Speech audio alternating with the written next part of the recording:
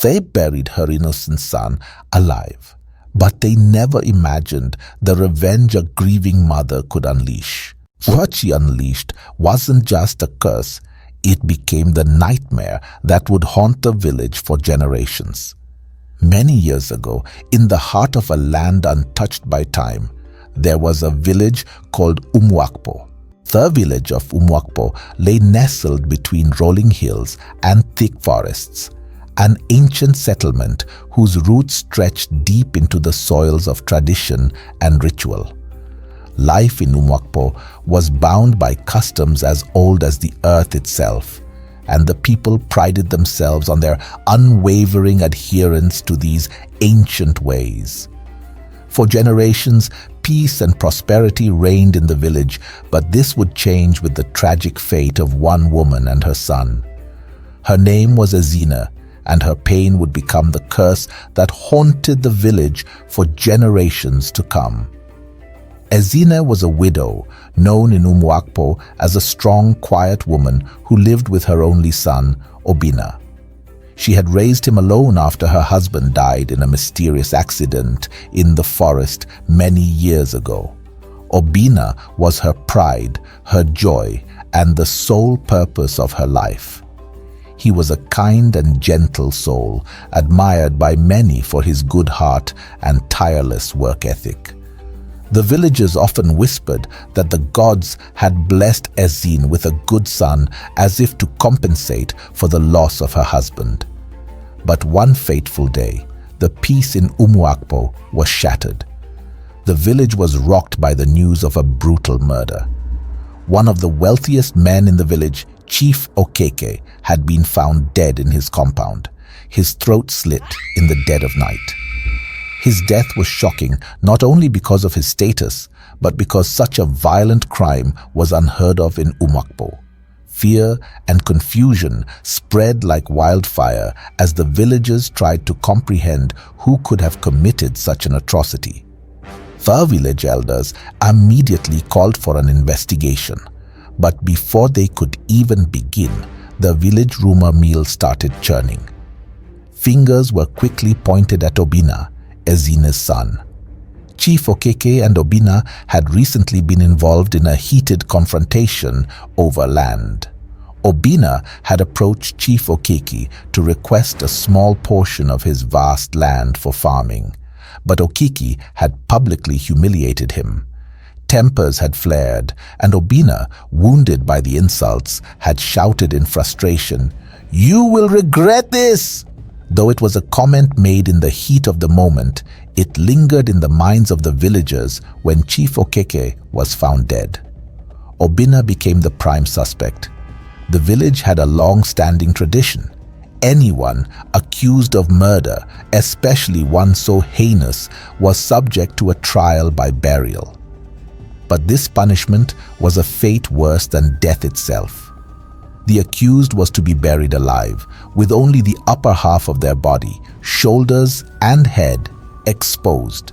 The rest of their body would be buried in the earth. There, the condemned would slowly die a painful death, their cries for mercy unanswered as vultures circled above, waiting to feast on their flesh. It was a form of punishment designed not only to kill the body, but to strip away the soul, leaving the condemned to face the slow, agonizing approach of death. The village elders, under pressure from the people and driven by fear, wasted no time in conducting a hasty trial. Despite REGINA's desperate pleas, her son was sentenced to this horrible fate. REGINA stood at the village square as the trial unfolded, her heart pounding in her chest, her hands trembling with disbelief. She knew her son was innocent, but no one would listen to her. The village, gripped by fear and superstition, refused to question the elders' judgment. They needed a scapegoat, and Obina had been chosen. "Please, my people," REGINA cried, falling to her knees before the council of elders. "My son is innocent. He would never kill anyone, let alone Chief Okeke.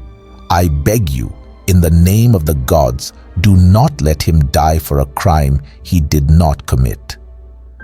The elders looked at her with hard, unyielding faces. The chief priest, Okoro, spoke on their behalf. "Ezine, the gods have spoken through the people. We cannot let this crime go unpunished. The village must be cleansed of this evil, or we will all suffer the consequences." Her pleas fell on deaf ears. The trial moved swiftly, and Obina was sentenced to be buried alive in accordance with tradition. The villagers, some of whom had once been Obina's friends, gathered to watch the horrific act unfold.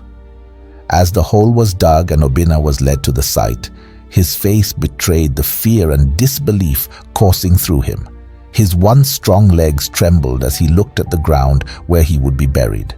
The earth swallowed half of his body, the soil packed tightly around his waist and legs, leaving only his upper body exposed to the harsh elements. His eyes met his mother's, and the pain they shared was almost unbearable. Ezine's screams echoed through the village, but no one dared intervene. As Obina's punishment began, he was left to die a slow, agonizing death under the scorching sun by day and the biting cold by night. His voice, once strong and vibrant, became weak as he called out for water, for mercy, for someone to end his suffering. But the villagers stayed back, watching from afar as the vultures circled overhead. His cries were ignored, just as the village had ignored his pleas of innocence. The vultures grew bolder each day, and soon they began to descend, their hungry eyes fixed on his weakening body. Ezine remained by his side, refusing to leave him. She could not touch him, could not free him, but she would not abandon him either. She stayed through the long nights, whispering prayers that no one answered, her heart breaking as she watched her son die inch by inch.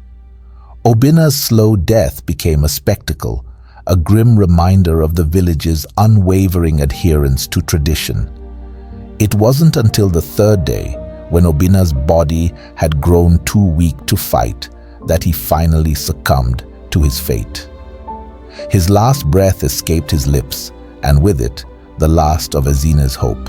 3 days after Obina's death, a revelation came that would shake the village to its core.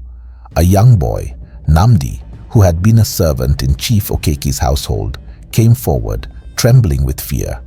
He had witnessed the murder.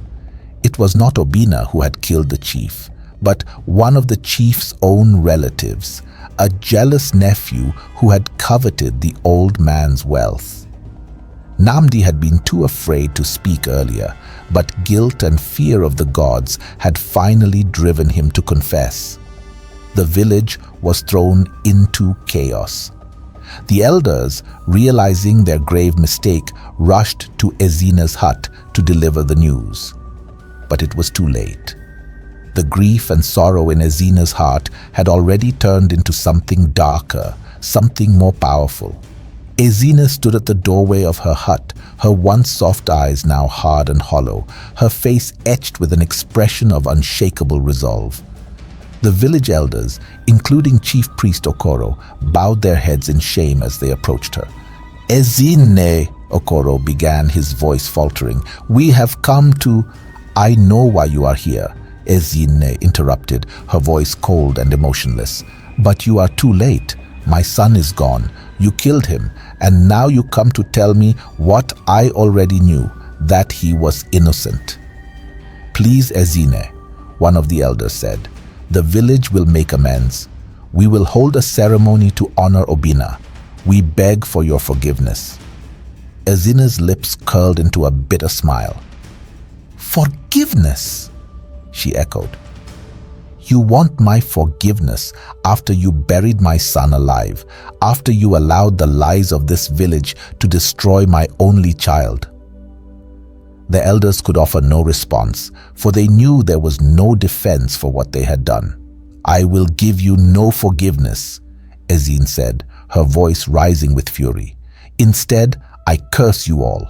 I curse this village and all its people. For every tear I shed, the land will wither.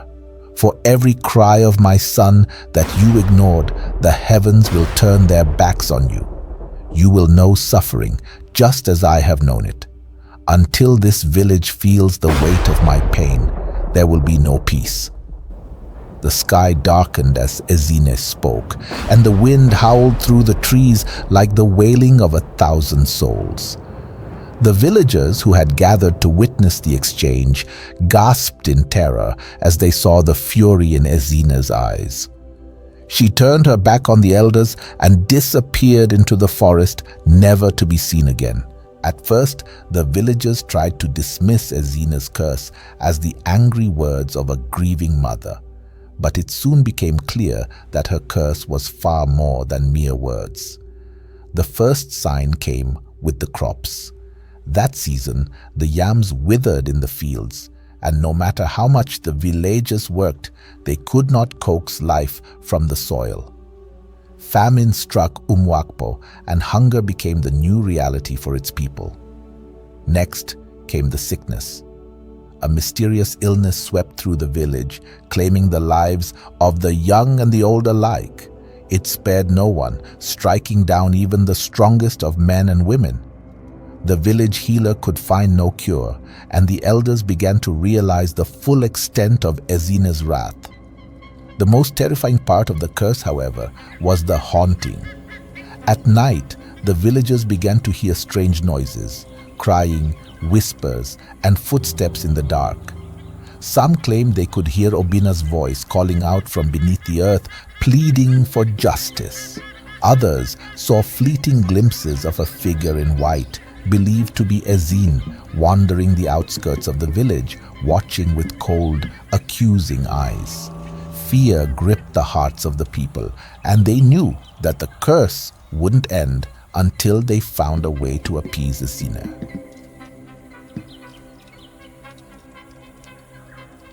Far village elders, desperate to lift the curse, sought the help of neighboring villages and powerful diviners. They sacrificed animals, performed elaborate rituals, and made offerings to the gods, but nothing worked. Each passing day brought more suffering, and soon the villagers began to turn on each other, blaming one another for the curse that plagued their home. It was then that an old woman named Adama, known for her wisdom and deep knowledge of the land, approached the elders with a proposal. "The only way to break the curse," she said, "is to find EGINA and beg for her forgiveness." The elders were skeptical. "How can we find her?"